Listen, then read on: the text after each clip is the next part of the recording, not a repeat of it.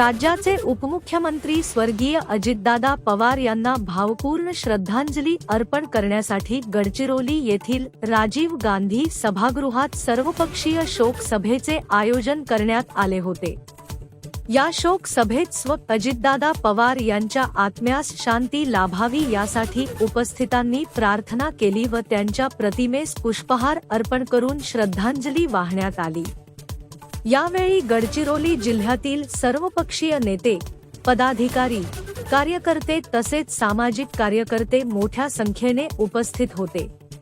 उपस्थित मान्यवरांनी आपल्या भावना व्यक्त करताना अजितदादा पवार यांच्या निधनाने राज्याने दूरदृष्टी असलेला कर्तृत्ववान आणि अनुभवी नेता गमावल्याचे दुःख व्यक्त केले। त्यांच्या कार्याची आठवण करून देत अनेकांनी त्यांच्या सामाजिक व राजकीय योगदानाला उजाळा दिला।